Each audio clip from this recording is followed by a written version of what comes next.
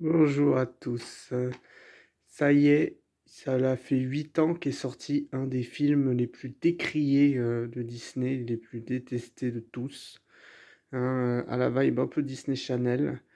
Mais non, je vais, tenter de défendre, les sa quali en matière de qualité et de casting. Il s'agit de un raccourci dans le temps, un sacré, film qui sort de la normale. En particulier, au vu du fait que ce n'est pas un remake live action, que c'est un film avec une histoire qui lui est propre. Et dans cette histoire, il y a Meg Murray, qui est une fille très peu appréciée au collège, qui a perdu son père depuis 4 bonnes années. Et donc, elle tente de s'occuper de son petit frère Charles Wallace, qui a un côté assez intello, qui a un don assez particulier. Il côtoie d'ailleurs trois grandes dames qui, qui peuvent connaître l'effet de contraction, qui est la théorie que le père de Meg, joué par Pine, il défendait la théorie de pouvoir voyager entre des univers alternatifs et cela a été étayé comme il a disparu, au sein du plus dangereux d'entre eux. Et donc l'histoire va être que Meg, Charles Wallace ainsi qu'un ami de Meg qui s'appelle Calvin, qui a un bon soutien émotionnel, peu à peu au fil du film avec elle. Ils arrivent à trouver le père de Meg et à le sauver. Et seulement il y aura comme obstacle une certaine entité qui est très néfaste pour le monde terrestre, qui s'appelle le Ça, et donc il faudra aussi le contrer. Et il y a plusieurs obstacles à franchir sur cette planète dangereuse dont j'évoquais, qui s'appelle Kamazots. Et donc, aussi, le casting, on a Oprah Winfrey qui joue, la grande sage parmi les 3 dames qui aident les enfants à voyager entre les univers. Et globalement, je trouve qu'elle s'en sort correctement, hein, malgré les critiques. On la sent plus investie que Jude Law dans Peter Pan et Wendy, hein, dans l'ensemble.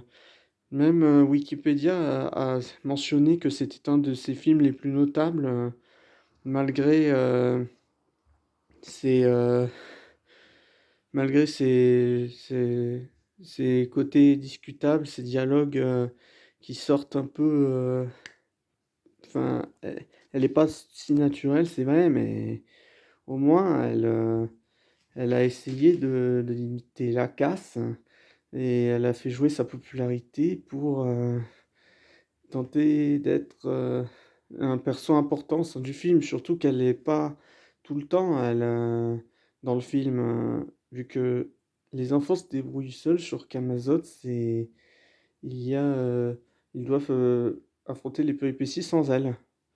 Ça, c'est intéressant. Même, B-Movie auquel Oprah Winfrey a joué, il est même pas mentionné, sur sa page, wiki, dans les films les plus notables.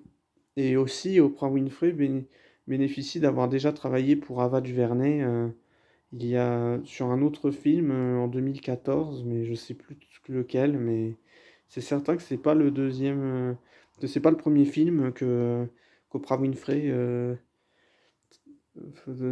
où Oprah Winfrey joue avec la réalisation d'Ava DuVernay.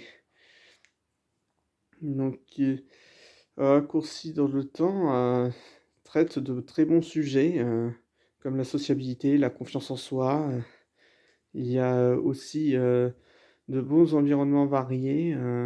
Les personnages sont sont écrits correctement par rapport à, à certains de la postlogie Star Wars. Notamment, je pense, il y a une scène où Meg, elle, elle affronte, son autre elle, qui est soi-disant meilleure, qui a un côté sombre et c'est beaucoup mieux fait que celle, de Rey, dans Star Wars 9, où elle affronte, quelqu'un, qui lui ressemble, qui est censé être un Sith, mais ça ne débouche nulle part. Alors que pour Meg, elle va plus loin. Elle, elle arrive à surmonter ses démons et par conséquent, c'est ça qui rend son évolution assez belle à la fin.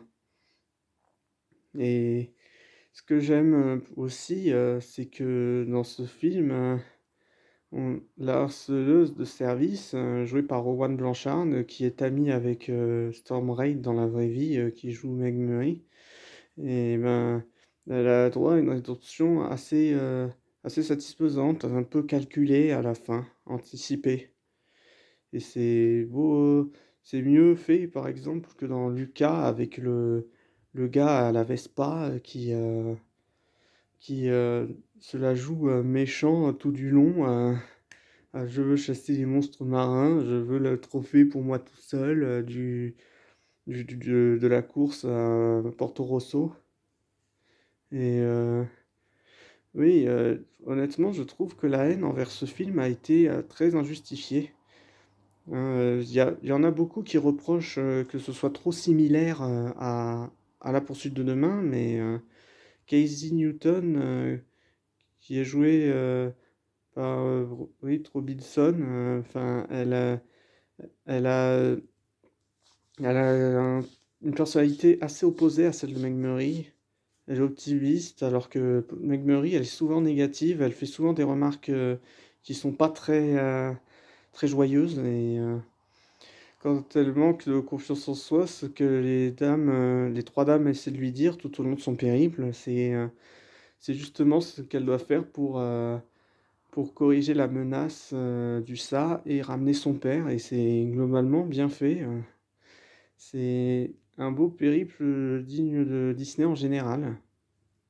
Donc ouais, dire que ce film, a 2 points en moins sur Allociné que Alerte rouge et lui, ce dernier a été mentionné aux Oscars, alors qu'il est beaucoup plus mal écrit, dans ce qui me concerne, il est beaucoup plus énervant à suivre, il a des messages bien plus horribles et donc il ce qu'il y a autour d'un raccourci dans le temps, je me dis qu'il, devrait être plus connu que ça parce que ce qui m'énerve, c'est que ce film, n'a eu qu'une sortie durant 4 semaines chez nous en France et ma mère et moi étions les seuls à être en salle de cinéma pour le voir, et ça c'est vraiment aberrant parce que j'ai trouvé le film, très bon malgré tout, malgré ses défauts, il a, heu,